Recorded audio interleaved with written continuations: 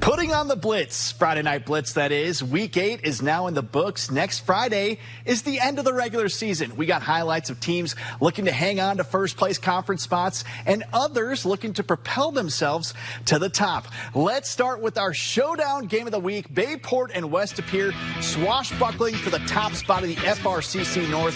Phantoms won on a field goal last year, but we're going to jump straight to the second half. This was a back-and-forth game.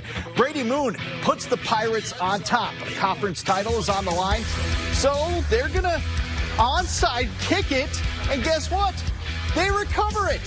Now they got to try and capitalize off that gutsy call, and they do. A convoy is out in front for Moon, and he's going to break a tackle.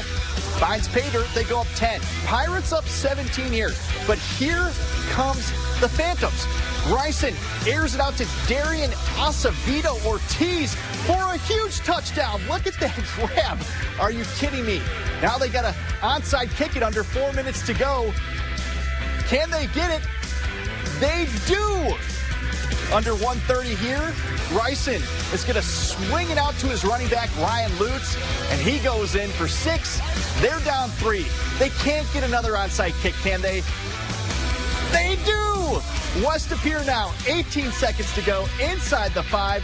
Bryson to Braylon Stiegel for the game-winning score to win at least a share of the FRCC North. Let's send it to Pere Apostolakos, who is with Phantoms head coach Chris Bryson. I have to ask you, what does it mean for your team to come back from 17 points down to win the game?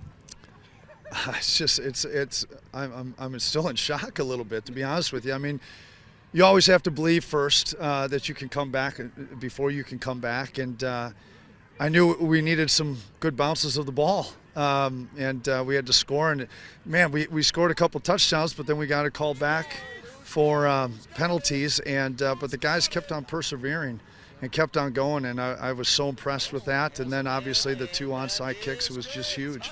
We talked about it all week, that someone's going to have to make a play. And we had a lot of guys step up and make plays tonight, and I couldn't be more proud of them. To another FRCC North matchup, Pulaski sitting in second place at Preble this evening, looking to be up there with Bayport in second place. Hornets down 21-6, beginning of the second quarter. Aiden Bruce, that's why you hit the squat rack, folks. Punches it in for 6. Pulaski on the next possession, hand off. The ball goes to Anthony Picari. He's going to hit the edge, gets past the defender. Now the question is, will anyone catch him? Nope. That is a 80-yard house call. Then after a fumble by Preble, the Red Raiders marching into Hornets territory, facing 4th and long. Bowden Schmidt finds his blocking and gets into the end zone. Raiders swat down the Hornets 42-28. Let's jump to the FBA. Nina took control of the FBA last week with the win over Kimberly. Now can they hang on to win the conference? They were hosting Fond du Lac tonight. First quarter, ball is going to be on the 26. It's a QB keep for Ashton Van Beek. This kid is a stud. He's going to take it all the way in. That's a touchdown. Nina up 7-0. Same story, different down. Van Beek keeps it again, and with a 6-spin move, are you kidding me, to dodge a tackle before being tripped up. Just shy of a TD, but no worries. He fakes the handoff and leaps into the end zone. Another Nina touchdown. They were bored, but they wouldn't at Papermaker Stadium against Kakana. They were blanked by Nina last week in their loss. Scoreless until the third quarter as Kimberly hands it off to Keegan Klue, who takes it from the 35 to the 10 to put the Papermakers inside the red zone. Third and goal. Quarterback Cam Wong finds his tight end Ryan Buchanan for the only touchdown of the game for Kimberly. Due to penalties from Kakana, Kimberly went for 2, and Brady Bell punches it in. Kimberly goes up 8-0. Ghost would get a last-minute fourth quarter touchdown, but would miss the 2-point conversion. They win 8-6. Now to the FRCC South, Notre Dame hosting Green Bay West.